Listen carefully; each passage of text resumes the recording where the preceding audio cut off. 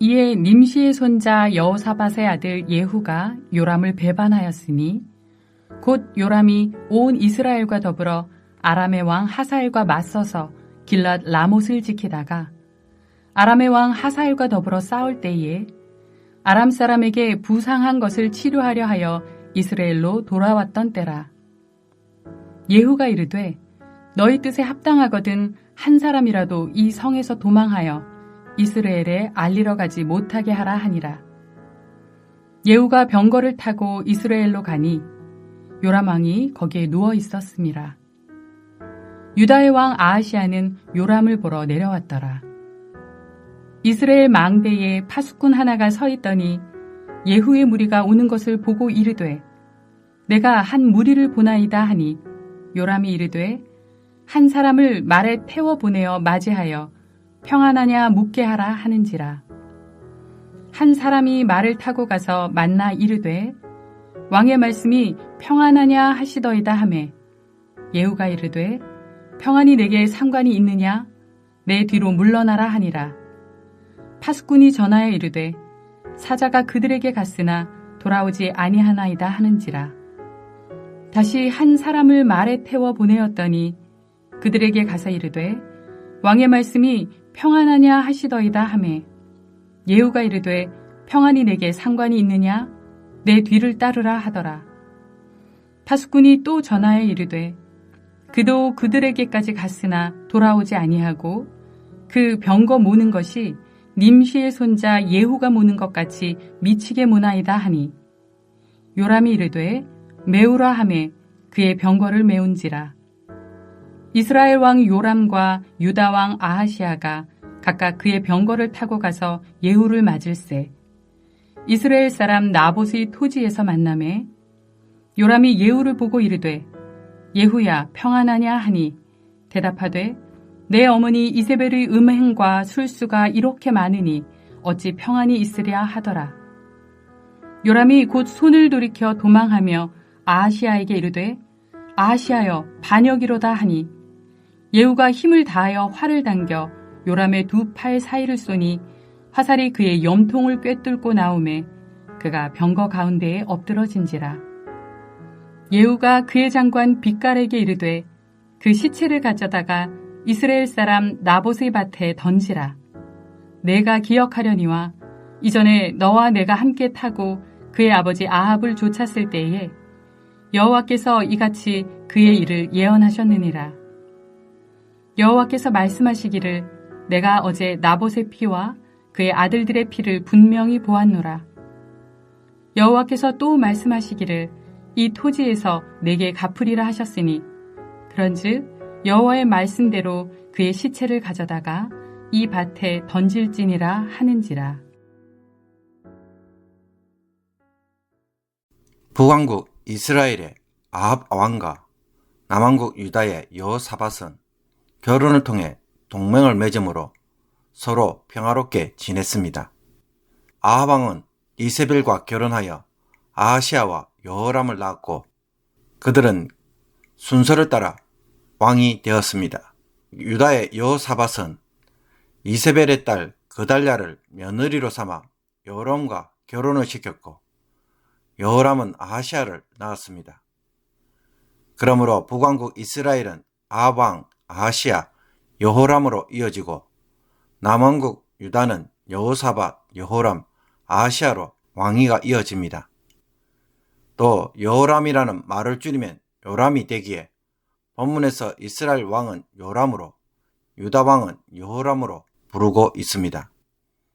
오늘 본문 8장 16절부터는 엘리사와 북왕국 이스라엘의 왕들의 이야기에서 이제 남유다 왕들에 대한 이야기로 전환됩니다. 여호사밧의 아들 여호람은 32세의 나이에 유다의 왕이 되어서 예루살렘에서 8년 동안 다스렸습니다. 16절에서 유다의 왕 여호람이 왕이 된 때는 아합의 아들 요람이 왕이 된 지 5년째입니다. 그런데 여호사밧이 유다의 왕이 이었을 때에 유다의 왕 여호사밧의 아들 여호람이 왕이 되니라 라고 하면서 여호사밧이 아직 왕으로 있는데도 여호람이 왕이 되었다고 말하고 있습니다. 이것은 여호사밧이 통치하던 때, 즉 주전 853년에 여호람을 왕으로 세웠지만 주전 848년까지 5년 동안 공동으로 나라를 다스렸다는 뜻입니다. 여호람의 나이 32때부터 그는 단독으로 8년간 통치를 하였습니다. 유다의 왕 여호람에 대한 평가는 하나님 보시기에 악한 왕이었습니다. 그는 이스라엘 왕들의 길을 가서 아합의 집과 같이 하였습니다. 열렬한 바알 숭배자인 이세벨이 남편 아합 왕을 부추겨서 바알 숭배와 여러 가지 악을 저지르게 한 것처럼 아달랴도 남편 여호람에게 악을 행하도록 하였다는 것입니다. 열왕기에서는 여호람이 악을 행하였다고 간단하게 설명했지만 역대기에서는 자신의 왕권을 지키려고 아우들을 다 죽인 왕이었으며 아합 집안을 따라 유다 백성을 우상 숭배로 이끈 왕으로 평가합니다. 그런데 여호람의 이런 악행에도 불구하고 하나님은 유다를 멸하시려고 하지 않으셨다고 합니다. 하나님이 다윗과 언약을 맺어서 그와 그 후손들에게 항상 등불을 주시겠다고 약속하셨기 때문입니다. 즉 다윗의 왕조가 계속 이어지도록 꺼지지 않는 영원한 불씨를 주겠다고 한 것입니다. 그러나 여호람이 통치하던 시기에 유다의 속국이었던 에돔이 반기를 들어 유다의 지배에서 벗어납니다. 에돔은 야곱의 형인 에서의 후손으로서 이들은 모압의 남부 즉 세례 시내에서부터 아카바만까지 이르는 지역에 살고 있었습니다. 다윗 당시에 에돔은 이스라엘의 속국이었다가 솔로몬의 우상 숭배로 인한 하나님의 심판으로 에돔이 독립을 합니다. 그러다가 여호사밧 때 에돔이 모압과 함께 유다를 쳐들어왔다가 다시 유다의 속국이 됩니다. 여호람 때 와서 유다의 힘이 약해지자 에돔은 자신들의 왕을 세우며 유다에게서 독립을 한 것입니다. 이처럼 에돔이 유다를 배반하자 여호람이 모든 병거를 거느리고 사일 지역으로 갔지만 도리어 에돔군에 포위당하여 패배함으로 되돌아갑니다. 이때 림나도 반란을 일으켰는데 림나가 무슨 이유로 반란을 일으켰는지 그 이유는 나와 있지 않습니다. 림나는 유다의 방비성 중의 하나로 예루살렘 남서쪽에 위치하고 있으며 막게다와 라기스 사이에 있는 성입니다. 유다 왕 여호람에 이어 그의 아들 아하시아가 22세에 왕위에 오르지만 통치 기간은 고작 1년이었습니다. 그의 어머니는 오므리의 손녀 아달랴로 소개함으로써 아하시아 역시 아합의 집 길로 행함으로 여호와 보시기에 악을 행한 자로 평가받고 있습니다. 그의 어머니 아달랴의 영향에서 벗어날 수 없었던 것입니다. 역대기에 따르면 아달랴의 조언을 받아 바알을 숭배하고 성전을 훼손하며 성전의 모든 성물을 바알에게 바쳤습니다. 그는 아합의 아들 요람, 즉 외삼촌과 함께 아람왕 하사엘과 싸우러 길랏 라못으로 올라갔습니다. 과거 아합왕이 이곳을 다시 찾으려고 전쟁을 하다가 죽은 곳입니다. 요람 왕 역시 이 전쟁에서 부상을 입고 이스라엘로 돌아와서 치료를 받자 아하시아가 병문안을 하기 위해 요람 왕을 방문합니다. 이상과 같이 유다 왕 여호람과 아하시아에 대한 열왕기의 평가를 볼 때 공통적으로 지적하고 있는 것이 무엇입니까?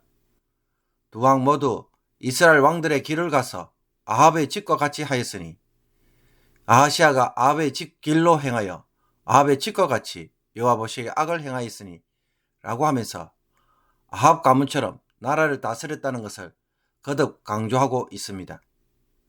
이들이 모두 아합의 길을 걸어가는데 가장 큰 영향을 미친 것은 열렬한 바알 숭배자인 이세벨의 딸 그달랴를 며느리로 삼아 동맹을 맺었기 때문입니다. 서로 더 부강한 나라를 만들기 위해 동맹을 맺었지만 신앙적으로 보면 더 악한 나라를 만드는 일을 가져왔습니다.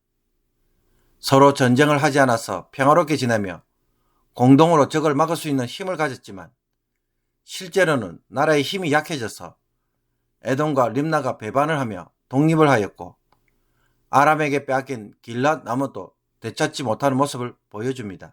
연합을 하면 더 강력한 나라가 되어야 하는데 실제로는 더 약한 나라가 된 것입니다. 유다 왕들이 인간적인 방식으로 바알 숭배와 같은 것에서 의지하여 나라를 다스리려고 할 때마다 이것은 무엇을 하는 것과 다를 바가 없습니까? 그것은 하나님과 대항하여 싸우겠다는 것과 동일합니다. 유다 왕궁은 하나님의 것인데 왕들이 하나님의 것이 아닌 다른 것으로 자꾸 만들려고 한다면 그것은 하나님을 적으로 삼고 싸우는 것과 동일한 것입니다. 하나님과 싸워서 이길 자가 이 세상에 누가 있습니까? 결국 자기 힘만 빠지고 실패할 수밖에 없는 것입니다. 나의 삶은 하나님의 것입니다. 이것을 자꾸 내 삶인 것처럼 내 방식으로 해나가려고 애를 쓸수록 그 사람은 하나님과 원수가 됩니다. 결국은 하나님마다 패배를 경험할 수밖에 없는 것입니다. 당장의 눈앞에 있는 이익을 따라 신앙 양심을 팔아버리고 하나님의 방법보다는 내 방법대로 하고 세상적 가치를 우선순위로 삼는 일은 아합의 길을 걷는 것과 똑같습니다. 내가 때론 세상의 길을 걸어가고 세상적 방법과 가치를 따라 해도 나에게는 아무런 일이 일어나지 않는다고 말하는 사람이 있다면 그것은 하나님의 오래 참으심으로 잠시 그 진노를 미루어 놓으셨기 때문입니다.